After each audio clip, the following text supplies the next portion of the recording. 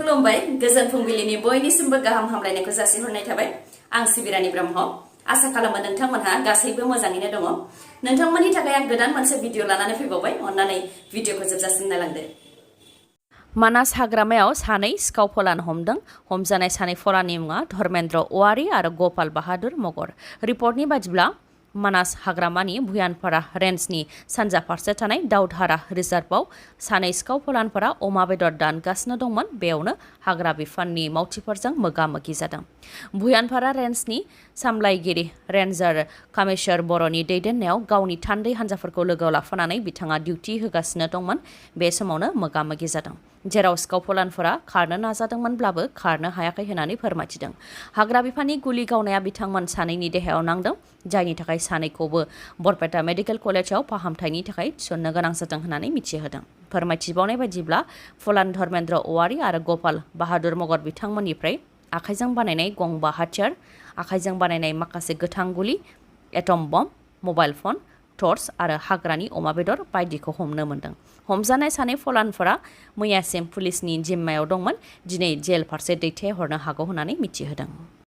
Saralpara picnic spot अदेबानि सरलपारा लावखार ओंखाम जाग्रा थावनिखौ थाबैनो बन्द खालामगोन होननानै बुंथिबाय इएम रनजित बसुमतारी बिथाङा फोरमायथिदों दि रायमना माहारियारि हाग्रामानि साखाथियाव थानाय सरलपाराखौ लावखार ओंखाम जाग्रा थावनि होनानै टुरिजम डिपार्टमेन्टआ फोसावदोंमोन नाथाय बेखौ थांनाय इसि मिटिंनि गेजेरजों बन्द खालामनाय जादोंमोनब्लाबो दासिमबो बन्द जायाखै बेनिखायनो बेनि सायाव राहा लागोन होननानै बुंथिदों इएम रनजित बसुमतारी बिथाङा लोगोसे बुंथिबावदों दि जायफोर लावखार ओंखाम जाग्रा थावनिखौ सामलायनायनि बिबान मोनदों बिथांमोनहानो जौ फानगासिनो गंफ्रोमबो गलाफोरावनो जौ फानगासिनो दं माहारियारि हाग्रामायाव दालांजों थांनानै जौ लोंहैयो बेनिखायनो सरलपारा लावखार ओंखाम जाग्रा थावनिखौ थाबैनो बन्द खालामगोन जौ जुवा ड्राग्स सोलिगासिनो दं बेनिखायनो बेखौ थाबैनो बन्द खालामगोन होननानै बुंथियो हाग्रा बिफाननि इएम रनजित बसुमतारी बिथाङा उडिशानि उनाव आसामाव गेदेर रेल जाब्रबथाय कामरुप जिल्लानि बक'नि सिंग्रा रेलवे स्टेशनाव जादों गेदेर रेल जाब्रबथाय मोन 6 दाब्बाया रेल लामानिफ्राय बाहेरा जादों बेनि उनाव माखासे दाब्बाया बेलथायहैदों निउ बङाइगावनिफ्राय गुवाहाटी फारसे खयला लानानै थांदोंमोन रेलगारिया बेयावनो बे गेदेर जाब्रबथाया जानो मोन्दों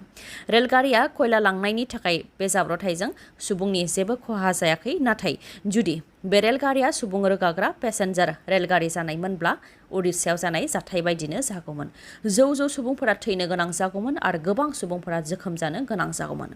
रायखांनो गोनांदि रेल जाब्रबथाय जानाय जाथाया बेल' नङा बे सानब्रै सानबानि गेजेरावनो भारत हादराव गुबुन गुबुन रायजोआव गोबां रेल जाब्रबथाय जादों मैयानि सानावनो मध्य प्रदेशनि जबलपुर जिल्लायावबो रेल जाब्रबथाय जादों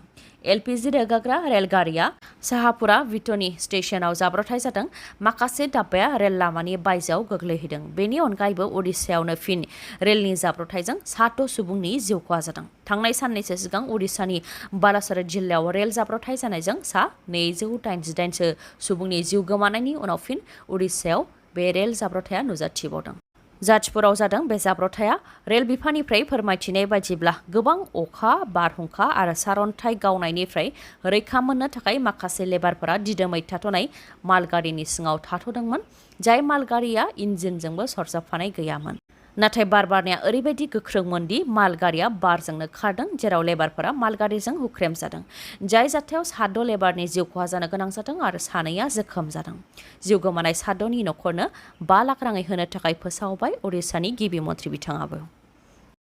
देग्लायनि मेट्रिक आनजादाव फेल जानाय फरायसाफोरनि थाखाय गोनांथार नटिफिकेशन फोसावदों board of secondary education Assam सेबानिफ्राय नटिफिकेशननि बायदिब्ला सेथियाव दङ जायफोर फरायसाफोरा देग्लायनि मेट्रिक आनजादाव फेल जादों आरो जुदि बिथांमोनहा फरायफिननो गोसोबा बे एखे फरायसालियावनो थाखो 10आव मुं थिसनफिननो नांगोन अब्लासो बिथांमोनहा आनजादखौ होफिननो मोनगोन जुदि फरायसालिया मुं थिसनथाइ होनो हाया जादोंबा जाय आनजाद मिरुनि सिङाव मेट्रिक आनजादखौ होदोंमोन बे आनजाद मिरुनि सिङाव थानाय फरायसालिफोराव मुं थिसननो नांगोन नैथियाव दङ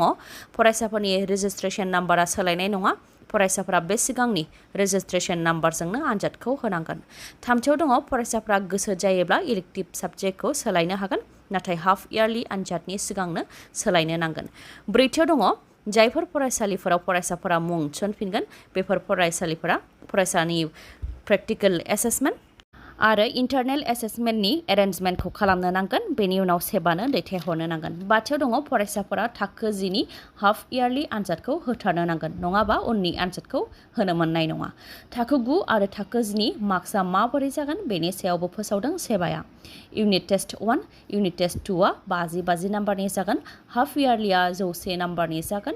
एनुवेल एबा रिभिजनारिया थिउरियाव 90 नाम्बारनि जागोन आरो इन्टारनेल एसेसमेन्टआ 10 नाम्बारनि जागोन जोबनायाव इउनिट टेस्ट 1 निफ्राय 50 नाम्बारनि 20 जौखोन्दो हाफ इयारलिनि 100 निफ्राय 25 जौखोन्दो इउनिट टेस्ट 2 नि 50 नि 20 जौखोन्दो एनुवेल अदेबानि रिभिजनारिनि 90 नाम्बारनि 50 जौखोन्दो आरो 10 नाम्बारनि 100 जौखोन्दोखौ लानाय जागोन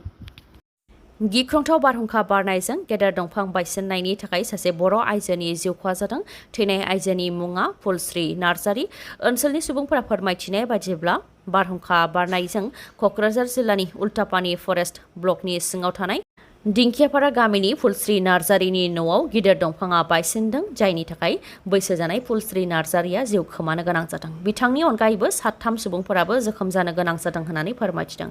आरो बे गिथावना बारहुंखा बारनायजों बे ओनसोलनि गासै 67 गामिनि 400 न'खरफ्रा सिलिंखार जादों जायनि थाखाय रायजो राजाफोरनिफ्राय मदद हास्थायनायखौबो फोरमायथिहरदों बिथांमोनहा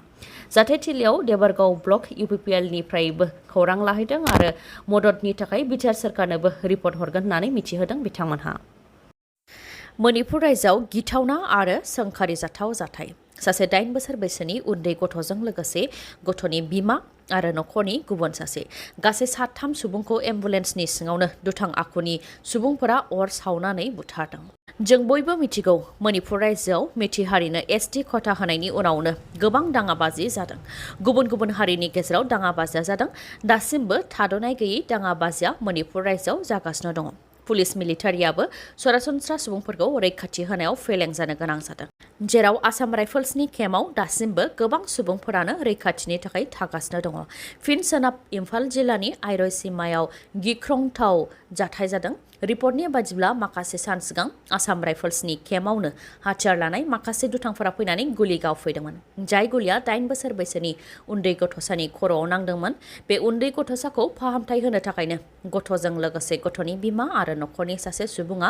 एम्बुलेन्सजों देहा फाहामसालि फारसे थांदोंमोन जेराव गंनै पुलिसनि गारियाबो रैखाथिनि थाखाय बिथांमोनजों थांफादोंमोन नाथाय फेलें गोबां थुबुर जानानै थानाय दुथांफोरा एम्बुलेन्सखौ लाखिनानै एम्बुलेन्स सालायग्राखौ गारिनिफ्राय बोख्लायग्रोनानै एम्बुलेन्सआवनो अर सावनानै होदों जायजों 3निबो जिउ खहा जानो गोनां जादों रिपर्टनि बायदिबावबा गथ'नि बिमाया मेथि हारिनिमोन आरो बिफाया गुबुन हारिमोन जायनाखि बिमाया मेथि हारिनिमोन बेनिखायनो दुथांफोरा गाग्लोबनाय नङा साननानै थांदोंमोन बिथांमोना नाथाय दुथांफोरनिफ्राय जेबो आसा खालामनो हाया बिथांमोननि साननाया फेलें आरो बिथांमोनखौ गारिनि सिङावनो गोथाङैनो सावथारबाय मुवा बेसादनि बेसेन बांनायखौ बिथा खालामनानैनो हादराव बिजेपि सरकारा फैदोंमोन नाथाय बिजेपिया सरकाराव फैनायनि उनाव बेनि उल्थाखौसो नुनो मोननाय जादों मुवा बेसादनि बेसेना गोबां बांनायखौसो नुदों रायजो राजाफ्रा जायनि थाखाय मुवा बेसादनि बेसेन बांनायखौ लानानै जेरावबो हालाय हाफाय जानायखौ नुनो मोननाय जादों रायजोआवबो मोब्लिब बिल बांनायखौ लानानै दान्थे बिदान्थे सोलिगासिनो दं जेराव जोंनि रायजोआव मोब्लिबनि बेसेना बांदों नाथाय गुबुन रायजो जेराव कंग्रेसनि सरकार बेयाव मोब्लिब आरो गेसनि बेसेनखौ खम खालामनायखौ नुनो मोननाय जादों राजस्थान सरकाराबो लादों गोदान थांखि गेस सिलिन्डारनि बेसेनखौ खम खालामनो थांखि लादों रां बावजा जथुम्मायाव सिगां 1140 रांमोन दा 500 राङावनो गेस सिलिन्डारखौ मोननो हासिगोन आरो 640 राङा साबसिडि जागोन जायनि थाखाय 14 लाख मुलाम्फायारिफोरनि एकाउन्टआव 60 कोटी रांखौ ट्रेन्सफार हरनाय जाबाय होननानै फोरमायथिदों आरो बेखौ Indira Gandhi gas cylinder scheme बेखेवनायनि गेजेरजोंनो होनाय जादों बेनि अनगायैबो दानफायाव 100 इउनिटसिम बेसेन नाङै मोब्लिब मोननो हागोन पेन्सना दानफायाव खमैबो 1000 मोननो हागोन बेनि अनगायैबो रायजो राजानि खर'निफ्राय बेसेन बांनायनि लिरथायखौ खम खालामनो थाखाय राजस्थान सरकारा माखासे थांखिफोर लाबावदों रायखांनो गोनांदि कर्नाटक रायजो जेराव कंग्रेस सरकार बेयावबो 200 इउनिटसिम बेसेन नाङै मोब्लिब होनो थाखाय फोसावदों कर्नाटक सरकारा गाम्बारि बिल समबाय समथिनि बिसायख'थिखौ इउपिपिएल दोलोआ देरहासारनो हाबाय इउपिपिएल दोलोनिफ्राय फोरमायथिनाय बायदिब्ला बिथांमोनहा एलायन्सआव थानानै मोन 14 मासियाव बिसायख'थिखौ गेलेदोंमोन जेराव बिथांमोनहा मोन 14 मासियावबो देरहासार जानो हादों।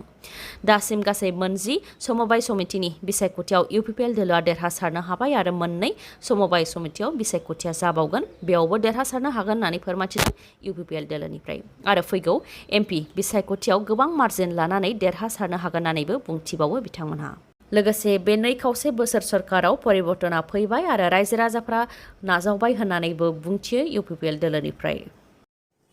दिनैनि भिडिअआ एसेनोसै। गाबोन आरो गोदान भिडिअजों लोगो मोनफिनबावगोन। नोंथाङा दासिमबो आंनि चेनेलखौ साबस्क्राइब खालामाखैबा अन्नानै साबस्क्राइब खालामदो, लोगोसे लाइक, कमेन्ट आरो शेयार खालामनो दाबाव। गोजोन्थों।